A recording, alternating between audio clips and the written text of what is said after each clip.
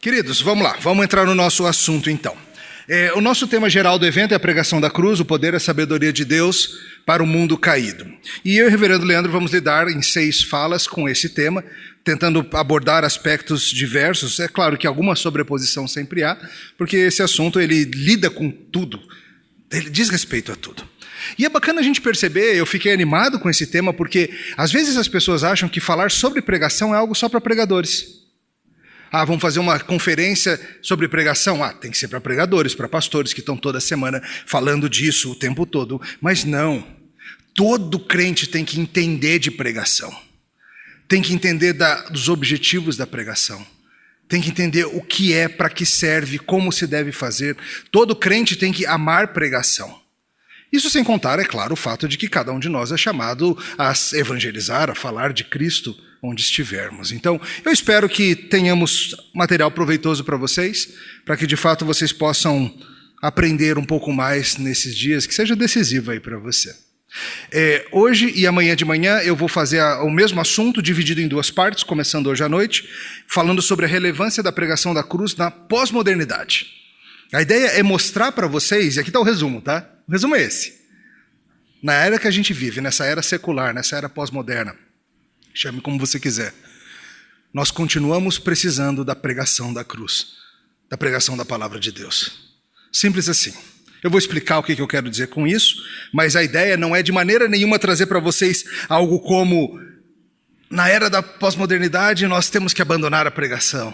Nós temos que trocá-la por outras formas de comunicação. Nós temos que encontrar outras saídas, nós temos que mudar tudo. Eu vou mostrar para vocês que não é assim. Que não precisa ser assim, não deve ser assim, tá bom? Mas eu queria orar com vocês antes e pedir ao Senhor que abençoe esse tempo. Deus bondoso, nós somos gratos por essa oportunidade de estar aqui em Curitiba juntos, gratos por sermos irmãos e irmãs de diversas igrejas locais, pequenas manifestações locais do teu corpo, mas todos unidos misticamente unidos a Cristo. Pedimos que direcione, que seja conosco ao considerarmos estas coisas agora, neste horário, e que depois também abençoe o pastor Leandro ao expor as Escrituras para nós. Em nome de Cristo. Amém. Pós-modernidade. Veja, essa não vai ser uma aula sobre pós-modernidade, porque nem precisa. Eu vou falar algumas coisas e eu acho que você vai reconhecê-las. Você não vai aprender sobre elas aqui, você só vai reconhecê-las. Se essa série de mensagens fosse no início dos anos 90, por exemplo, a gente precisaria gastar muito tempo explicando o que é a pós-modernidade, de onde ela veio, o que ela come, para onde ela vai, coisas assim. Mas hoje não. Já é o ar que nós respiramos. Já é a realidade em que todos nós vivemos. Se você quiser aprender mais sobre a história e tudo mais, tem muito material bom em português já. Pega, por exemplo, os livros do James Sire, aquele Universo ao Lado e outros. Eles vão explicar para você a mudança de cosmovisão, como isso aconteceu.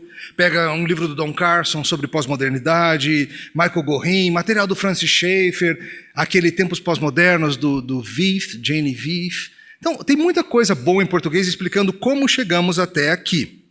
Tem um material que eu acho que poucos de vocês devem conhecer, e eu recomendo, começa por uma palestra que você acha no YouTube facilmente, que se chama Como Não Ser Secular. Uma palestra do James K.A. Smith, James Smith, e ele tem um livro também que deve sair em português aí em breve sobre isso, tá? Mas, é claro, algumas pinceladas a gente vai dar. Qual que é o plano? Hoje de noite eu vou dar para vocês calma lá, gente, a coisa não é tão ruim assim. Calma lá, gente. A coisa não é tão ruim assim. É diferente do que nossos pais experimentaram, do que era 30, 40 anos atrás, mas continua sendo terra trabalhável pela palavra e pelo Espírito de Deus. Aí, a partir disso, depois a gente passar por vamos entender o que está acontecendo, aí eu vou trazer para vocês 3 sugestões, tem muitas outras, mas 3 que eu selecionei, para mostrar para vocês como que nós podemos ser mais eficientes e mais bíblicos na comunicação da palavra do Senhor. Seja o pregador de púlpito, seja você falando com a sua família sobre Cristo, seja você na faculdade, seja o que for, tá bem? As 3 sugestões a gente vai ver depois com calma, mas a primeira delas é amarre todas as pequenas histórias na grande história, ou seja, pregação cristocêntrica. A segunda é lide honestamente com pecado e liberdade cristã, criticando tanto o legalismo quanto o antinomismo. E a terceira, desafia a narrativa secular, mostrando como na palavra de Deus nós temos uma resposta melhor para os anseios de todas as culturas. Tá bem? Então esse aí é o plano, eu vou voltar a isso, se não deu tempo de anotar, não se preocupe. Mas vamos começar então vendo um pouquinho sobre a temperatura da água. Vamos entender a temperatura da água aonde a gente está. Geralmente se fala que essa tal dessa condição pós-moderna, ela é um resultado tanto do avanço quanto do fracasso da modernidade. Como assim? De certa forma, uma era pós-moderna, ela é pegar as ideias da modernidade e levá-las às suas últimas consequências.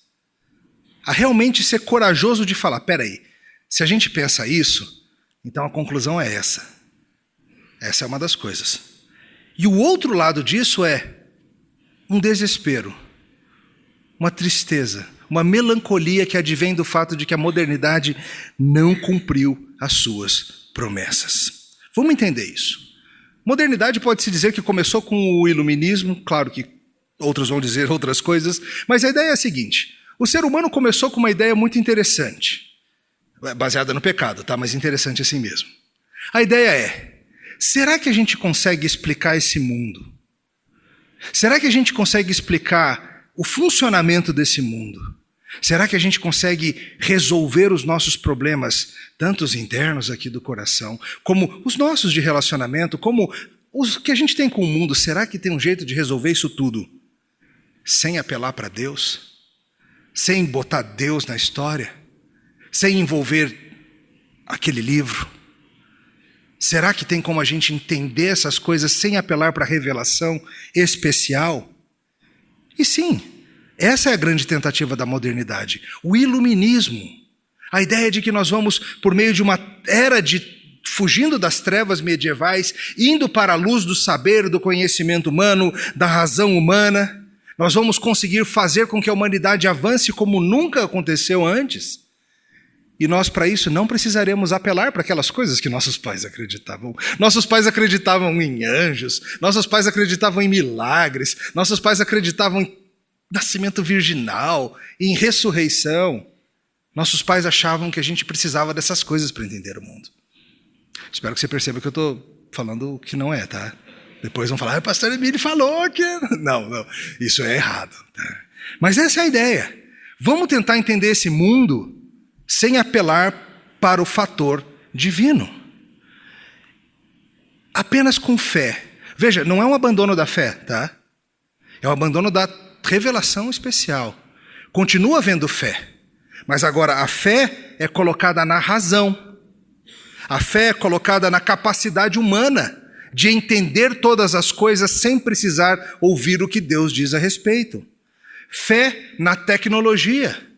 Fé na ciência, fé na capacidade de, por nós mesmos, sem ação externa, resolvermos os problemas daqui de baixo.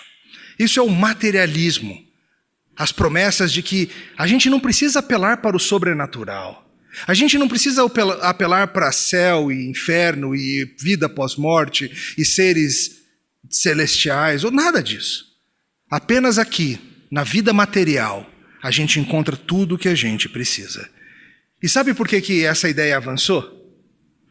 Duas razões. A primeira delas é porque o ser humano, Paulo explica isso em Romanos 1, o ser humano vive tentando achar formas de fugir de Deus.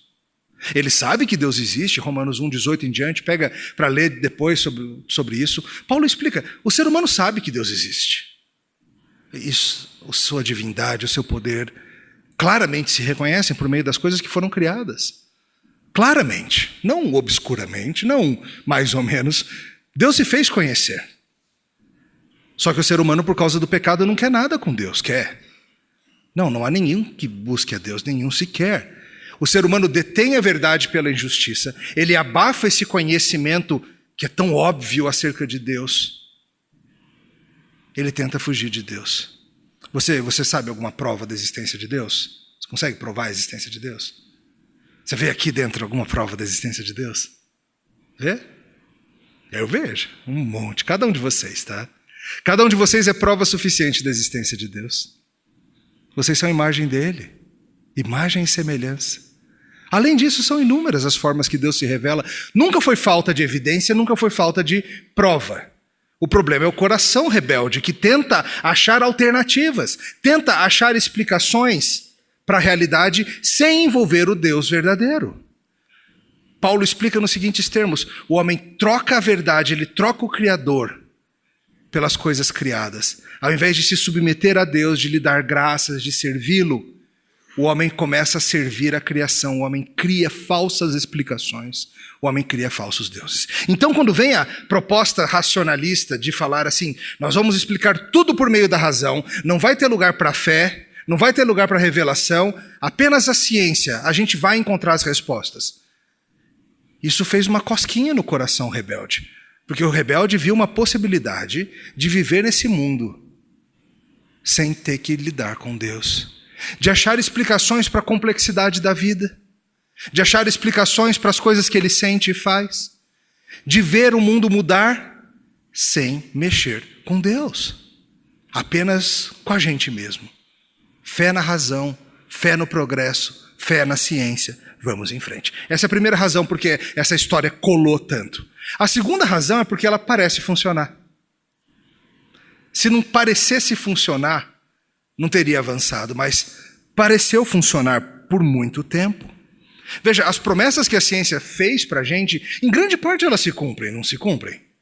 Vem as ciências exatas, a física, a matemática, a química, e começam a prometer para a gente o seguinte: dê-nos tempo e recursos, e a gente vai entender o funcionamento de todas as coisas. E sabe uma coisa? A gente entende hoje muito melhor do que a gente entendia 500 anos atrás. A gente tem instrumentos de medição, a gente tem teorias, a gente tem modelos científicos que a gente consegue entender o funcionamento do átomo e de tantas outras coisas complicadas muito melhor do que antes. E as ciências exatas prometem. É só uma questão de tempo. E nós vamos desvendar todos os mistérios da natureza sem precisar de Deus. A engenharia ou as ciências exatas aplicadas prometem, dê-nos tempo e a gente vai pegar o que a gente aprende das exatas e a gente vai criar soluções para resolver todos os problemas da humanidade, sejam eles de ordem mecânica, elétrica, civil, biomecânica, o que for. A gente vai avançar, a gente vai resolver. E parece verdade, não parece? Hoje eu vim de Brasília até aqui em 1h30. Não acontecia isso 200 anos atrás. Parece verdade. As promessas estão se cumprindo. As ciências biológicas prometem coisas maravilhosas para a gente também. A medicina, a odontologia, a farmácia, a genética prometem que com tempo, com investimento, com capacidade, eles vão resolver os nossos problemas. E é verdade, de certa forma, afinal, ninguém morre de varíola hoje no Brasil. Morria-se muito. Você tem antibióticos, você tem ultrassom, você tem tratamentos odontológicos que eram impensáveis anos atrás. Todos vocês têm, creio eu, elementos artificiais no corpo de vocês, não tem? E veja, claro, o óculos, por exemplo, é uma tecnologia muito antiga, a ideia de pôr lentes, mas talvez você tenha obturações, talvez você tenha próteses, e assim por diante. Toda a ideia que leva ao chamado transhumanismo, já ouviu falar disso? É a ideia de que nós um dia vamos ser capazes de superar esse corpo frágil de carne, osso, pele e sangue, e de alguma forma a nossa consciência ser preservada ou em corpos artificiais, cibernéticos, ou meramente em máquinas, de forma que as limitações de vida de 70, 80, 90, 100 anos não sejam mais relevantes. Porque você vai viver num corpo cibernético que não vai falhar. Se tudo que nós somos é meramente informação e matéria, se nós não somos uma parte espiritual também, parece até plausível. E assim por diante. Vêm as ciências sociais e fazem suas promessas também, não fazem? A sociologia, a antropologia e outros prometem, não, nós vamos entender o relacionamento entre os seres humanos e nós vamos promover entendimento, resolver as nossas mazelas. A psicologia vai nos ajudar a entender os problemas internos, as fraturas, as rachaduras aqui de dentro, para que a gente seja inteiriço de novo. Isso parecia promissor. E isso enganou a gente por muito tempo. A gente, a humanidade. Até que isso começou a ruir.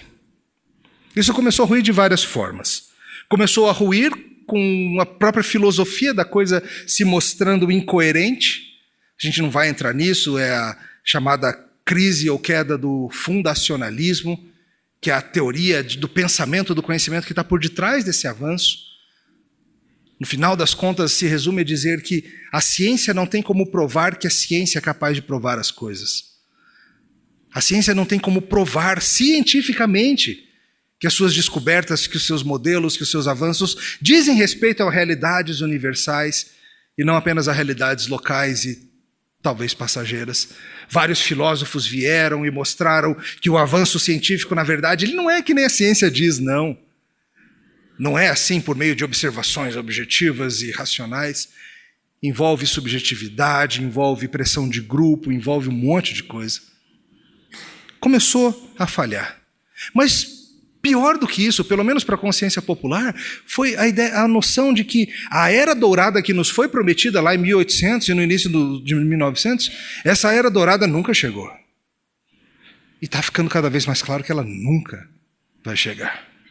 A gente vem de uma época de grandes avanços tecnológicos, a gente cresce em tantas formas, vem o século XX, o mundo está animadíssimo com os avanços, opa! Esse é o século que a gente vai erradicar a pobreza, a fome, as guerras, o mal. O que acontece logo no início do século XX? Uma guerra mundial devastadora. E logo depois, outra guerra mundial. E onde você olha, guerra, genocídio, destruição, tudo que a gente inventa que pode ser usado para o bem, a gente acaba usando para o mal. A gente descobre tecnologias químicas maravilhosas que vão produzir medicamentos e tudo. Ah, legal, também dá para fazer arma química aqui, jogar nas pessoas e matá-las de forma horrível. A gente descobre a tecnologia para partir o átomo e utilizar-se da energia dessa fissão. O que a gente faz com isso? Opa, e se a gente fizer uma bomba com isso para jogar na galera? A gente inventa, tudo que a gente inventa, a gente usa de forma perversa. A gente cria uma rede mundial de computadores. A gente conecta todas as pessoas do mundo praticamente. O que a gente faz com isso? Preciso te dizer o quanto mal a gente faz com a internet? Você sabe. E assim por diante.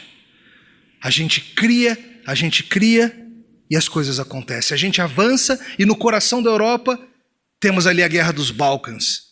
Genocídio étnico, destruição, pessoas fazendo coisas indizíveis. A gente avança culturalmente, o que resulta? Sertanejo universitário. Mullets, todas as coisas assim que a gente fala, o que acontece?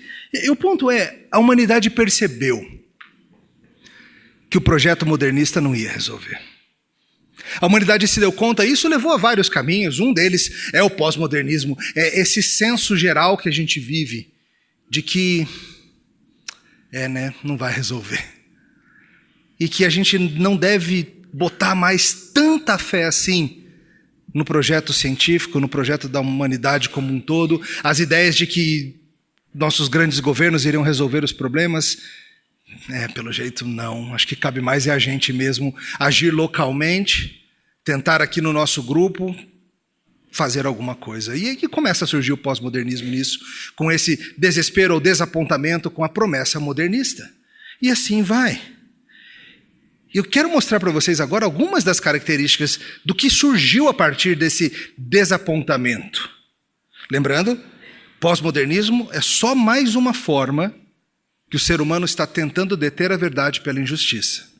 É mais uma forma que o ser humano está tentando achar de sobreviver, lidar com o mundo e ao mesmo tempo fugir de Deus. É um malabarismo. É jogar um monte de bola para cima e tentar viver, mas é assim que tem sido, tentando achar uma explicação alternativa.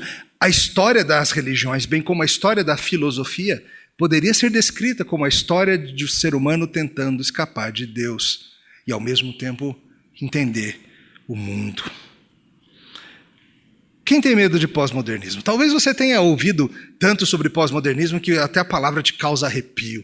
E você pensa, é o fim da igreja, é o fim da verdade, é o fim do evangelho, é o fim da certeza, é o fim da palavra de Deus. Muitos têm tentado algumas soluções um tanto severas e exageradas, como movimentos de igreja em que você abandona qualquer tipo de absolutos. O chamado movimento de igreja emergente vai bem nessa direção. A ideia de vamos ter igrejas onde a gente abole a ideia de uma figura de autoridade, onde a gente para com certezas, todos nós estamos apenas no caminho, se é assim, se não é, não vamos transitar em termos de certo e errado, de absolutos. Vamos só na incerteza e nas tentativas e vamos se amar porque no final das contas é só o que a gente tem mesmo. E assim por diante. Não dá para a gente falar muito de movimento de igreja emergente, mas boa parte da igreja tem tido essa atitude de fuja para as montanhas, está tudo perdido. E eu quero mostrar para vocês agora, primeiro, que na pós-modernidade as pessoas não são tão pós-modernas como elas dizem que são.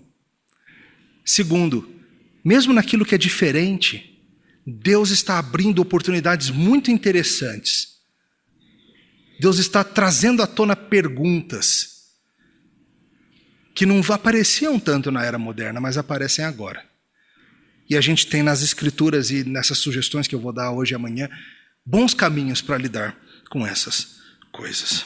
Vamos falar então sobre 3 aspectos da pós-modernidade e como que a gente vê se isso é de fato um problema ou não. O primeiro deles, e aqui eu estou juntando um monte de coisa, tá? Estou juntando um monte de coisa, mas é a ideia da suposta falta de uma verdade universal.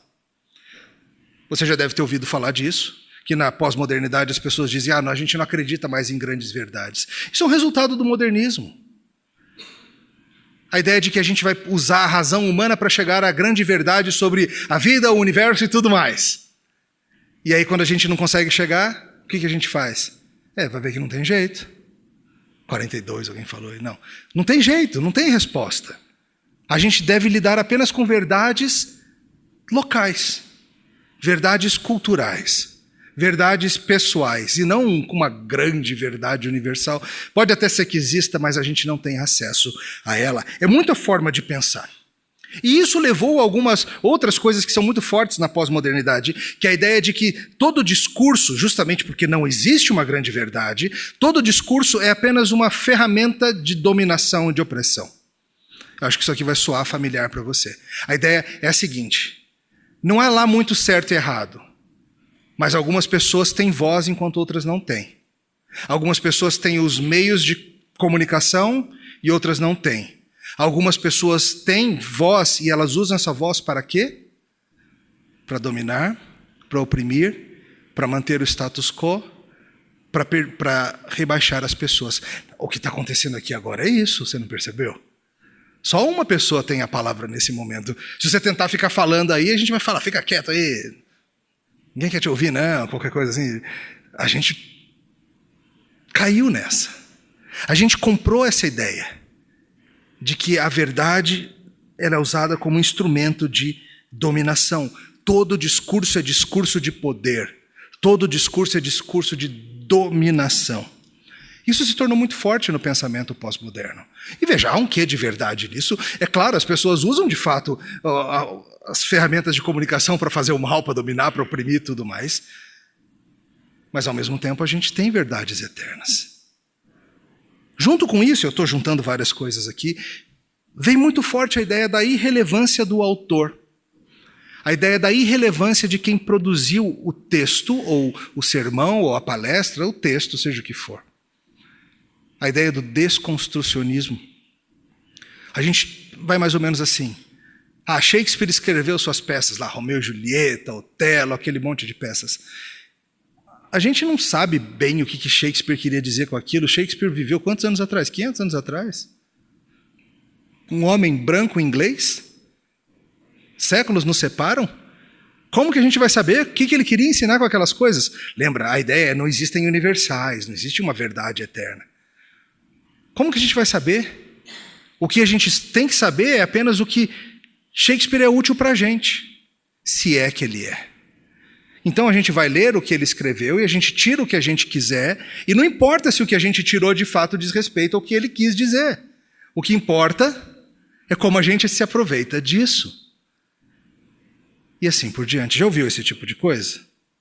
É bastante comum nas faculdades de literatura e coisas assim, a ideia da irrelevância do autor. Você pega para ler os livros do reverendo Leandro, você vai ler as histórias dele lá, e ele fala assim, acho que ele quis dizer isso, não sei, não importa o que ele quis dizer, o que importa é como eu vejo esse personagem. Não, mas esse aqui é o vilão da história. Não importa, para mim esse é o herói. E você vai conversar com ele e fala, não importa, né, o que o senhor quis dizer aqui, o que importa é o que eu tiro dessa história. Parece absurdo, não parece? Mas a gente faz isso nas nossas reuniões de estudo bíblico. Quando alguém lê o texto bíblico e fala assim, alguém tira alguma lição disso? Aí o fulano diz, esse texto fala comigo isso aqui. E o outro fala, esse texto fala comigo isso aqui. E isso aqui é o oposto disso aqui. Não tem como essas duas coisas serem verdade. Aí um terceiro levanta uma outra coisa que não tem nada a ver com o que estava ali. E o pobre do pastor fica assim, interessante que você tirou isso.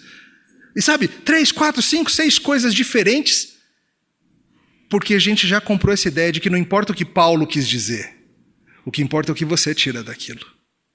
O que importa é como você extrai, o que você extrai, e se diz respeito ou não ao que Paulo quis dizer, o que Jesus quis dizer, Pedro, quem foi, não importa muito. O que importa é o que você faz com aquilo, porque infelizmente até nós cristãos já fomos um pouco influenciados, ou muito influenciados, pela ideia da irrelevância do autor. O que importa é o que a gente tira disso. Isso é verdade, isso é muito forte, isso acontece mesmo, as pessoas agem desse jeito, e é por isso que a gente ouve falar tanto em coisas como a gente precisa pegar esses textos clássicos e fazer uma releitura à luz da nossa realidade. Precisamos de uma releitura, uma interpretação feminista de Moby Dick, por exemplo. Por que a baleia é branca? O que isso quer dizer com isso? Não quer dizer nada, é branca a baleia, eu escolhi essa cor. Precisamos de uma interpretação transexual de Dom Casmurro, ou seja o que for. Uma releitura ítalo-brasileira do Senhor dos Anéis. Por que não tem um latino naquela história? Sabe? E assim por diante. E parece um negócio meio absurdo, mas você vê isso acontecendo, não vê? Você vê isso acontecendo. E mais perto da gente acontece o seguinte, a gente precisa de uma teologia brasileira. Uma teologia latino-americana. O que homens brancos que viveram 500 anos atrás têm a nos ensinar? Já ouviu esse tipo de coisa também, né? Percebe como é a versão evangélica do pensamento pós-moderno? A ideia é, que vou aprender com Lutero, com Calvino, com Jonathan Edwards? O que vou aprender com esses caras? Eles viviam realidades muito diferentes da minha. Eles eram de grupos étnicos diferentes do meu, eles eram de culturas diferentes da minha. E aquela teologia deles, ela é opressiva para mim. Eu preciso de uma teologia que surja da gente. Veja, por favor, eu sou muito a favor de teólogos latino-americanos e teólogos brasileiros fazerem teologia, mas não com essa ideia.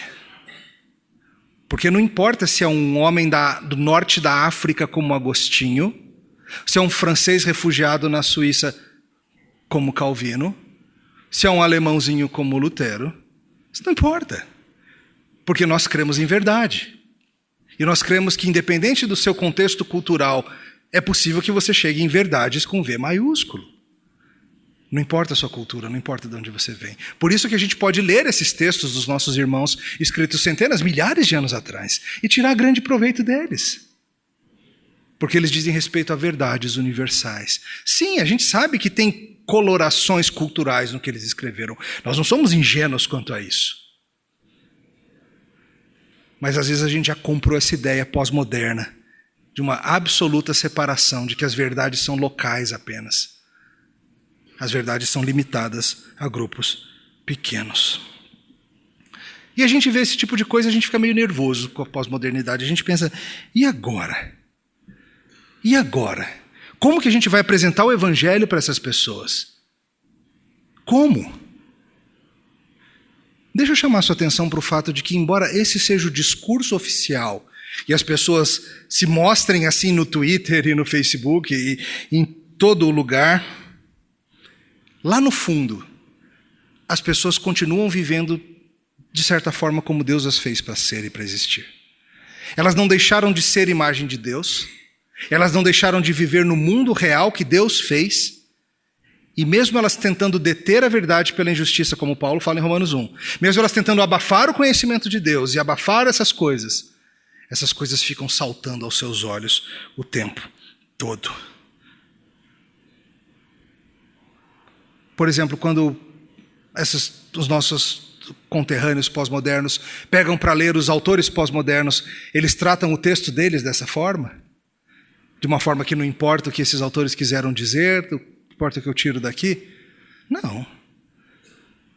Quando um pensador, seja um pregador, seja quem for, disser algo e falar, é assim que eu penso, e você entender do jeito que você quer, essa pessoa vai achar natural e achar bom? Também não. Quando surge um edital para um concurso público na cidade, um baita emprego pagando muito bem, e a pessoa tem que ler o edital para fazer a prova, ela lê o edital acreditando na intenção original do autor? Ou não? Ela faz uma interpretação livre do edital e fala assim, aqui diz direito constitucional, mas eu vou estudar química orgânica. Estou nem aí. O que importa é o que eu faço com o que está aqui. Não, por quê? Porque na vida real ela quer passar na prova. Ela quer o empregão. Ela quer aquele dinheiro. Quando você vai ao pronto-socorro de madrugada, tua criança está com febrão, 40 graus, e o médico te passa um antibiótico lá, a amoxicilina de 12 em 12 horas, tantos ml. Você fala assim, eu preciso de uma interpretação feminista dessa receita. Ou você segue a receita. Porque na vida real, a gente quer que a criança fique boa da febre. Então a gente vai seguindo, estou nem aí se foi um médico, homem, se ele era rabugento. Não importa, eu quero que fique bom. Quando você está preso, quando as pessoas estão presas no elevador, e o técnico vem para abrir, para te resgatar de lá daquela caixa de metal suspensa a dezenas de metros de altura, você pede uma interpretação latino-americana do manual do fabricante, ou você só quer que ele te tire dali? Quando o bombeiro fala, não se mexa, eu vou te pegar, eu vou te salvar, as chamas estão em toda parte, não se mexa, eu vou te pegar, você fala, que machista opressor, tá achando que eu não sou capaz de me salvar sozinho? Claro que não, porque, de novo, embora o discurso esteja aí, na vida real, quando as coisas realmente acontecem, as pessoas não são pós-modernas. Porque é insustentável ser. Na teoria são, na realidade não.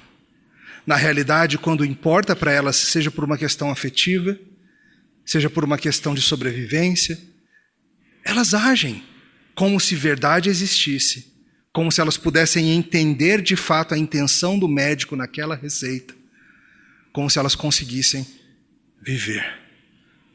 Esse é o primeiro exemplo que eu quero mostrar para vocês. Embora haja esse discurso de que a verdade morreu, de que a intenção do autor não serve de nada, de que toda verdade é apenas verdade local, de que todo discurso é meramente tentativa de dominação, isso não sobrevive aos momentos mais difíceis. E aí a gente tem uma porta interessante para o Evangelho. Segunda questão, está ligada ao relativismo ético. A ideia é a seguinte, já que não existe verdade absoluta, sabe o que não existe também? Certo e errado. Como dizia a música dos Engenheiros do Havaí, se no jogo não há juiz, não há jogada fora da lei. Se não tem alguém para dizer o que é certo e o que é errado, certo e errado são apenas convenções nossas. Nós aqui no Brasil, nós aqui em Curitiba, nós aqui no nosso subgrupo, na nossa subcultura, a gente chegou à conclusão de que é certo fazer isso, de que não é certo fazer aquilo, mas isso pode mudar, porque isso não está enraizado em nada. Décadas atrás a gente achava errado o casamento homoafetivo, agora a gente não acha mais. Qual o problema? Mudamos de opinião.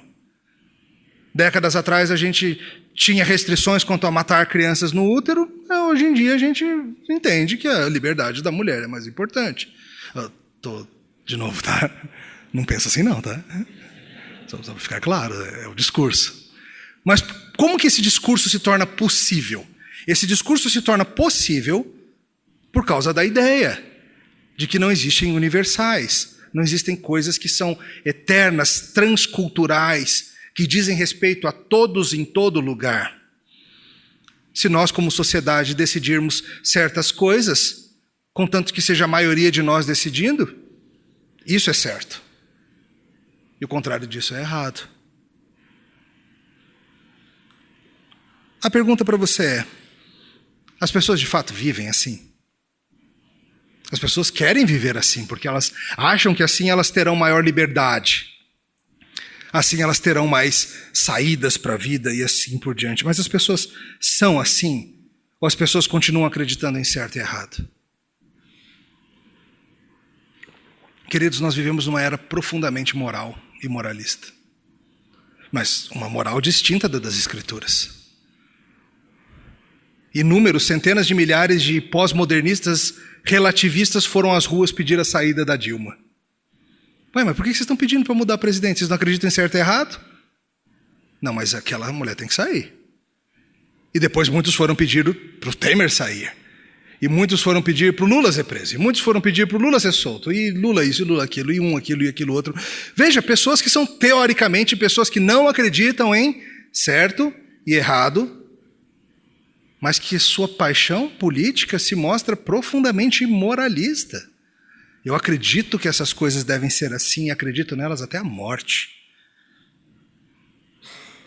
Nunca vivemos uma era de tantas ONGs, tantas coisas que movem as paixões do coração das pessoas, projetos para acabar com o analfabetismo, projetos para erradicar o trabalho infantil, projetos ambientalistas, projetos para lidar com pessoas em situação de rua, projetos para acabar com a exploração sexual na Tailândia, ou a caça às baleias na Noruega, ou a isso ou aquilo. Você não vê isso o tempo todo? Peraí, essas pessoas teoricamente não acreditam em certo e errado. Por que elas estão tão envolvidas assim? De novo, porque o que elas não querem é Deus dizendo para elas o que é certo e errado. Elas querem ser elas mesmas o ponto de referência do que é certo e errado. Mas as pessoas continuam profundamente morais. Não tem como ser diferente, elas foram criadas por Deus para ser assim. Na rebeldia do pecado, elas vão numa direção que Deus não quer. Mas elas continuam fazendo algo do que Deus as fez para fazer. Entenda, o ser humano ele é incapaz de deixar de ser humano. Ele não tem como apagar a imagem de Deus dele. Pensa comigo sobre o início da história humana. Deus deu algumas missões para o homem lá no início, não deu? Ele falou, por exemplo, que o homem precisava cultivar e guardar o jardim, certo? Lembra disso? Já leu? Já leu essa parte. O homem tinha que cultivar, levar adiante, proteger, levar aquilo adiante. O homem tinha que reproduzir e encher a terra, não era outra das ordens? O homem tinha que trabalhar e descansar, não tinha isso também? Um período de trabalho, um período de descanso. O homem tinha que adorar também, não era parte da ordem original de Deus? E eu te pergunto, os descrentes rebeldes a Deus fazem essas coisas? Sim, todas elas. Os rebeldes cultivam e guardam o jardim ou o que sobrou da terra quebrada, eles levam adiante. Os descrentes reproduzem e enchem a terra ou só crente tem filho? Os descrentes trabalham e descansam?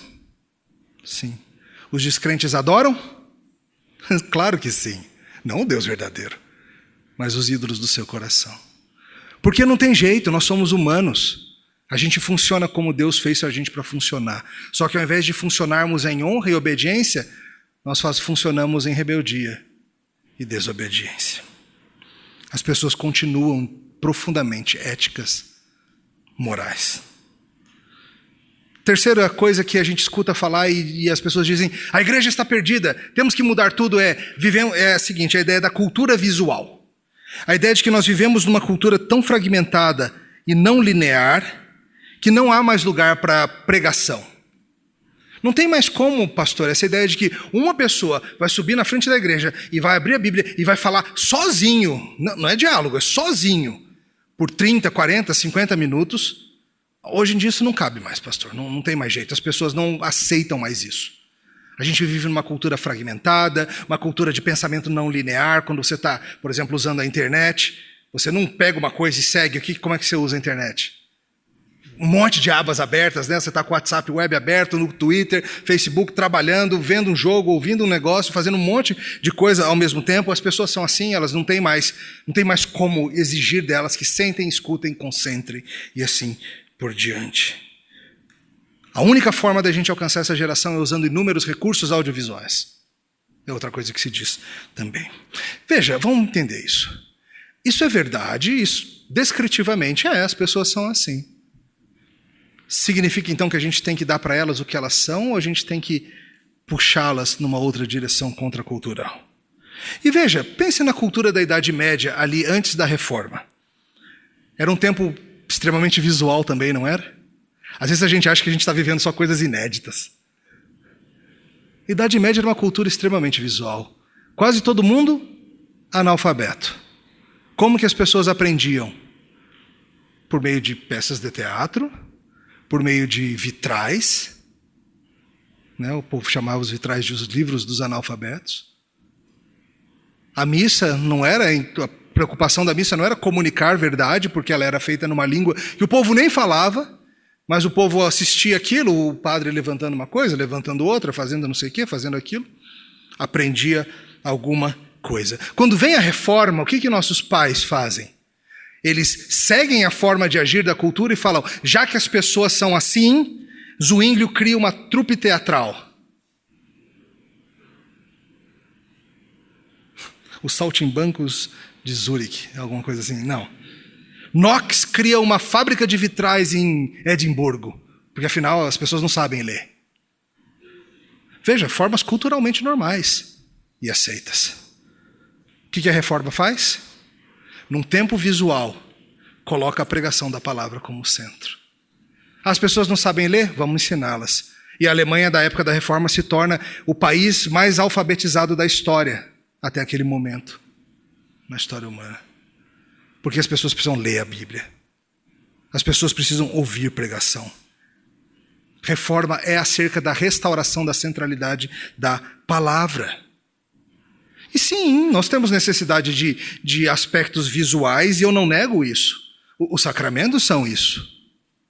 Os sacramentos são sinais sensíveis. Certo? Por exemplo, a Santa Ceia. Você vê os elementos, você cheira os elementos, você saboreia os elementos, você toca os elementos e você escuta alguém explicando os elementos. Todos os sentidos estão envolvidos na Santa Ceia. Mas entenda que mesmo a Santa Ceia, que é a maior representação da obra de Cristo, ela precisa ser explicada. Imagina que você está lá celebrando a ceia na sua igreja, com seus irmãos, e aparece um índio que nunca esteve na civilização. Não tem a menor ideia do que está acontecendo. Ele entra e ele vê vocês partilhando pão e partilhando vinho, e ele não ouve a explicação do que aquilo significa.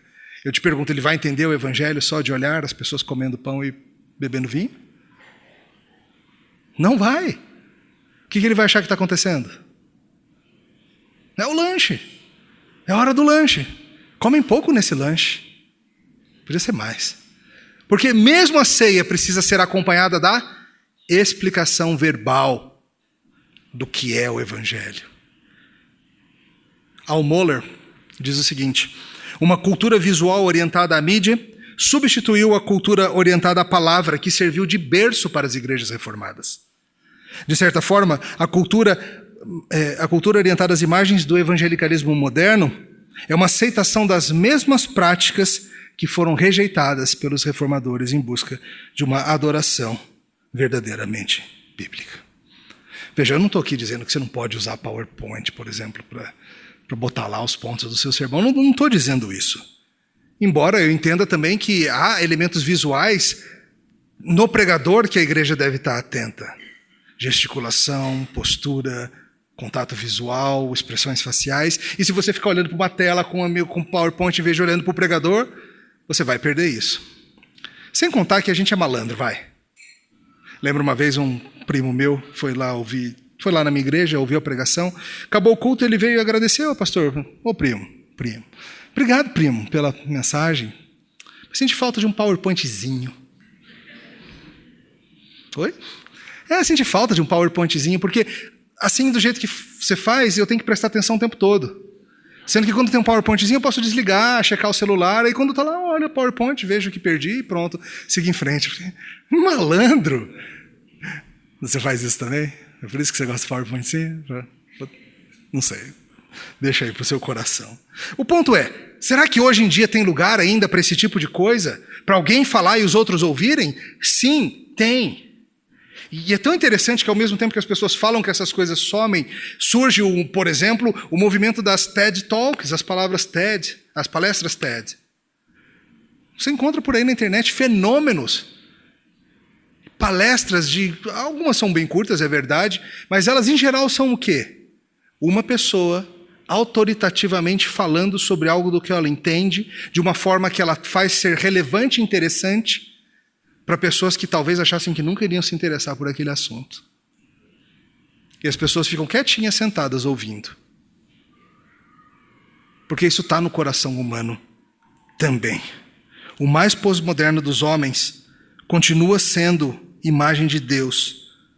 E ele foi criado por Deus para aprender de certas formas.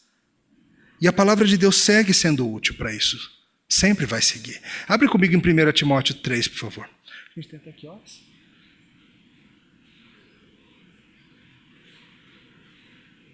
Faltam 6 minutos, tá?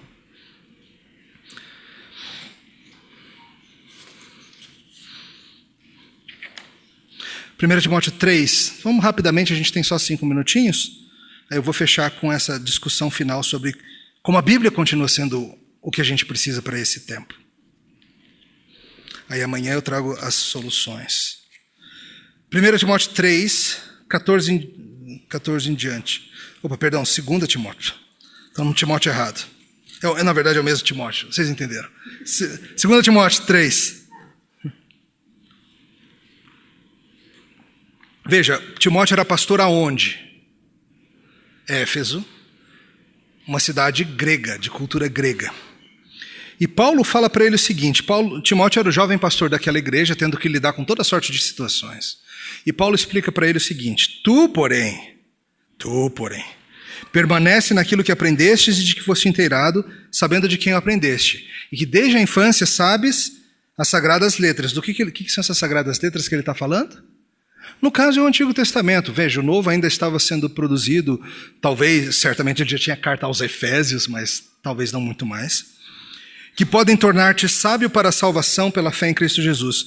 Por quê? Porque toda a Escritura é inspirada por Deus e útil. Para quê? Para ensino, para repreensão, para correção, para educação na justiça, a fim de que o homem de Deus seja perfeito e perfeitamente habilitado para toda boa obra. A gente lê isso aqui, a gente fala assim, que lindo, a Bíblia ela é tão útil. Só que você esquece do seguinte fato. Paulo está dizendo que o que Timóteo precisa para pastorear gregos no primeiro século é de um livro que naquela época as partes mais recentes tinham 400 anos. Certo? As partes mais recentes tinham séculos já, o Antigo Testamento. As partes mais antigas, muito mais que isso. Que para cuidar dos gregos cristãos, para instruir, para repreender, para equipar, para ensinar os gregos cristãos, ele precisava de um livro feito em outra cultura, muitos séculos antes. Na cultura hebraica, muito tempo antes. Como assim? Como que um livro feito na cultura hebraica, milênios, séculos antes, vai ser útil agora para a gente aqui na Grécia? Porque é a palavra de Deus, inspirada. Útil para todos os tempos. Mesma coisa hoje. O que nós precisamos para a nossa geração não é trocar esse livro pela última moda em Paris ou a última moda em Curitiba. O que a gente precisa é desse velho livro. Porque ele é inspirado por Deus e útil para todas essas coisas. Tem um autor que eu gosto, se chama Zach Eswine. Tem um livro dele que se chama Pregando para os Pós-Modernos. Muito útil esse livro. Infelizmente, eu acho que ele só existe em inglês, mas eu trouxe um trechinho para vocês aqui. Falando sobre perspectivas locais e a palavra de Deus ser universal, ele diz o seguinte: Deus não é Moisés, Deus não é um teólogo medieval ou um pregador do século XIX. O fato de que Moisés, o teólogo ou o pregador, viveram antes da televisão, da internet, da AIDS ou da estação espacial, não significa que Deus seja ignorante acerca dessas coisas ou que elas confundam a Deus. É verdade, Deus chama pregadores como instrumentos locais pelo qual ele fala a vizinhança e nações. Mas essa responsabilidade instrumental de maneira nenhuma implica que Deus seja ignorante do clima cultural que cada vizinhança e cada nação representa. Foi Deus que ensinou a Daniel a literatura e a língua de Babilônia. De forma semelhante, foi Deus que ensinou Jonas a respeito de Nínive, e não o contrário. Deus é onilinguista e onipresente. Deus é um expert nos escritos de Platão e de Confúcio.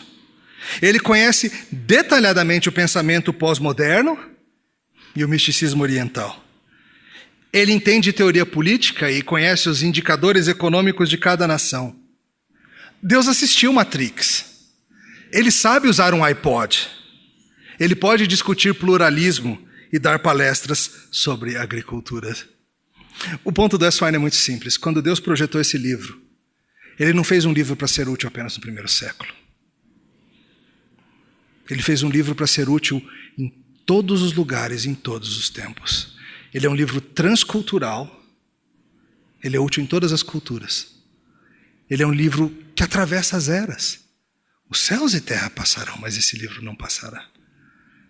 Por isso, queridos, na era reforma, na era pós-moderna, o que a gente precisa para atingir a nossa geração é da mesma coisa que todos os nossos irmãos do passado e do presente e do futuro precisam. Mostrar esse livro para as pessoas, explicar esse livro para as pessoas, aplicar esse livro aos corações das pessoas, sabendo que essa aqui é a espada do Espírito Santo e ela corta, e corta para valer. Falando em cortar, amanhã a gente vai falar um pouquinho sobre canivete suíço.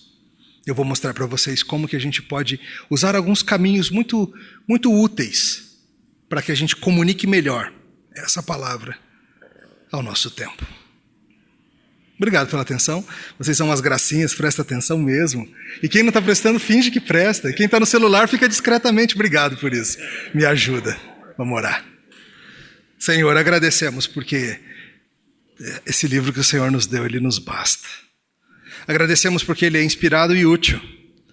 E ele tem derrubado fortalezas e sofismas em todo lugar, em toda a história. Ele também nos derrubou e nos cortou. Agradecemos porque a tua palavra tanto corta quanto sara.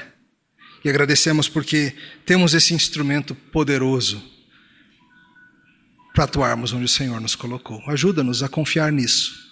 A não olharmos para a era em que vivemos como uma era na qual o Senhor está de mãos atadas ou incapaz de agir.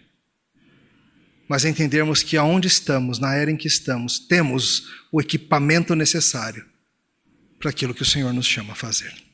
Em nome de Cristo. Amém.